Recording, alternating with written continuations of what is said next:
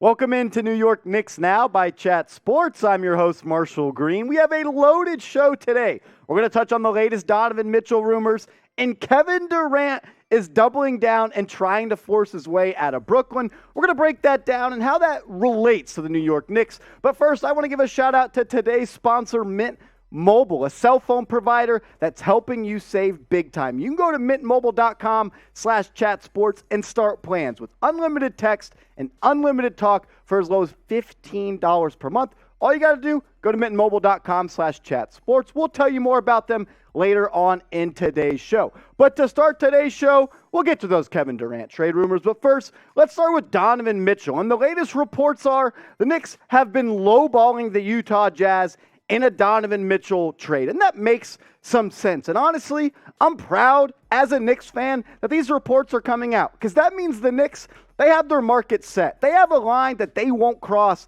when it comes to these Mitchell trade negotiations. Let's go back to the Carmelo Anthony trade. When the Knicks and Dolan were feeling pressure to make this deal, and the Nuggets put enough pressure on Dolan for him to push the deal through and for him to check off every box that the Nuggets wanted to make this deal happen. That's not going to happen this time with Leon Rose. It's a new regime, and it is a new era in the New York Knicks. They're not getting bullied into making any type of overpaying deal for Donovan Mitchell. So I want to show Leon Rose some love, because this is a new stage of Knicks basketball. We're no longer the floor mat of the NBA where you can just bully out the deal you want. So I want everyone to type in Leon the Don in the comment section. Shout out to Leon Rose, CAA, and the CAA Mafia for getting this thing done and done right and on our terms. So show Leon Rose some love. Type Leon the Don in the comment section. On this part of the show, I wanted to run through kind of Fred Katz's article, who covers the New York Knicks for The Athletic. He talked about the 6 teams that have been linked to Donovan Mitchell: the Heat, Kings, Wizards, Raptors, Hawks, Hornets, and of course the New York Knicks. And he kind of laid out the best offer that each team could put out there. Let's start with the Miami Heat, what they could offer. They could offer Duncan Robinson, Tyler Hero, Nikola Jovic, a 2023 first-round pick that's unprotected, a 2027 first-round swap that's unprotected, a 2028 first-round pick, and a 2029 first-round swap. So they could really only offer 2 future first-round picks on top of 2 swaps. And does Danny Ainge really want Tyler Hero, a guy that he's going to have to pay $100 million by the end of this year? The Washington Wizards, what could they offer? I think a little bit better of a package than the Miami Heat. You could offer Kyle Kuzma, Rui Hachimura, Denny Avdija, Johnny David, Corey Kispert, and they could also only offer 1 future first-round picks that is unprotected due to the picks that they've traded away, as well as a pick swap in 2027 and 2029. And the only other team outside of the Wizards, Heat, is the Raptors, that I think really makes sense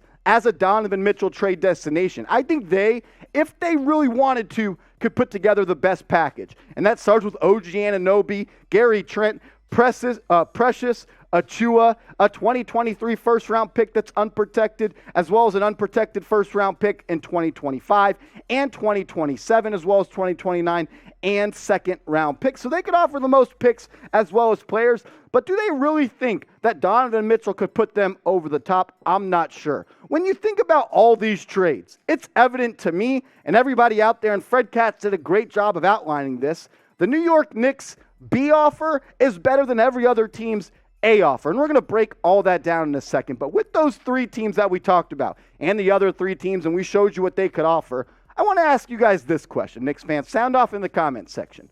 What is the number 1 Donovan Mitchell trade destination outside of the New York Knicks? For me, it would have to probably be the Miami Heat or the Toronto Raptors, but I don't know if Masai Ujiri is down with going all in for Donovan Mitchell, and I have the Heat because Pat Riley, it just always seems like he finds a way to pull off the blockbuster deal. But let me know, the number 1 Donovan Mitchell trade destination outside of the Knicks, in your opinion. We told you guys about Mint Mobile, today's sponsor, off the top of the show. But let's talk about now why you should switch over and get with them on your next cell phone provider. Unlimited talk and text, high-speed data on the nation's largest 5G network. They'll hook you guys up with a mobile hotspot. And my favorite part about Mint Mobile is how easy it is to switch over. You get to keep your same phone. You get to keep your same phone number, and you can switch over from the comfortability of your house thanks to them and their digital eSIM card technology. Your service will switch over seamlessly between 5G and 4G LTE, whichever is strongest. There's no reason not to switch over. You're going to save money, and in the times of today, saving money is always a go. Get started today, mintmobile.com/chatsports. I'll put the link to that in the comments and description of today's show. Let's break down what Fred Katz said in that article where he highlighted each 6 teams' best trade package. I thought this quote was really interesting. He said, "Any organization would be hesitant to unleash every asset it has for a player who's never made All-NBA. Even in trades for superstars, teams push to keep at least 1 or 2 of their top players or draft assets." He said, "So factor in this reality. These teams are unlikely to offer their all-in packages to Utah, and once that sinks in, what the Knicks could be willing to give up starts to shrink even more." He went on to say, "There is a world where, depending on which players and protected picks are in the offer, a Knicks package with only 2 unprotected first-round picks is the best deal on the table. So, we have a standstill. The Jazz want an A-plus return, and the Knicks could give one, but why do it if no one else is offering a better than a B deal?" And I want everyone to focus on that last sentence. The Jazz want an A-plus return, and the Knicks could give one, but why do it if no one else is offering better than a B? And I think he's hitting the nail on the head right there.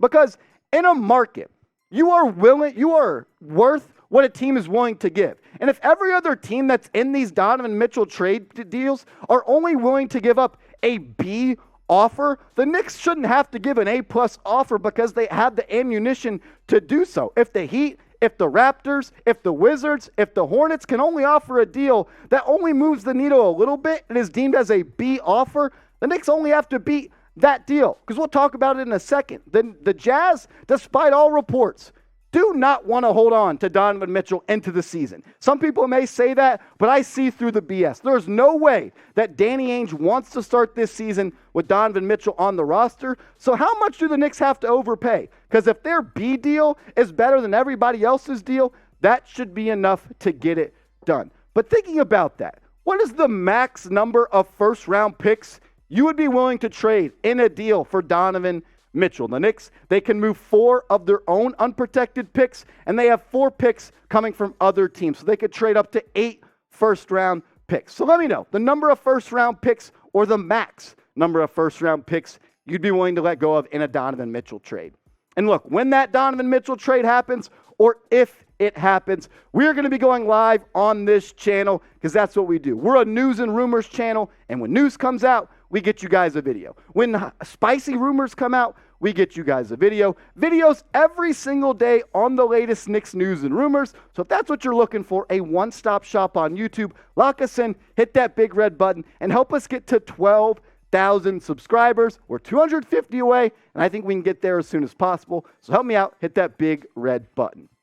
I want to take a look at Donovan Mitchell's contract because a lot of people say, the Jazz don't have to trade him. He's got 1, 2, 3 years left on his deal with a player option. But I want to stick on this graphic for a little bit and kind of talk it through it.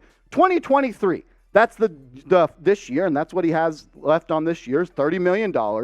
And if you're willing to keep Donovan Mitchell, and you've already traded Rudy Gobert, that tells me you've punted on this year. You're not about to go make a trade for another superstar to win this year. So that year is null and void. Then you get to 2023 and 2024. If your plan of the Utah Jazz is to build around Donovan Mitchell, you only really have 1 year to maximize that capability of competing, because in 2024 and 2025, that's the last year before his player option. You're telling me you're going to build around Donovan Mitchell when all signs point to him leaving in free agency on just 1 year with him on a contract deal? That makes absolutely no sense. Danny Ainge is way too smart of an executive to think like that, and that is why, in my opinion, the Knicks have all of the leverage in this deal. You It sounds like you have a lot of time with 3 years left on this Donovan Mitchell deal, but this year is done. You've already pointed. Next year is your only real time to compete because the year after that, he's on an expiring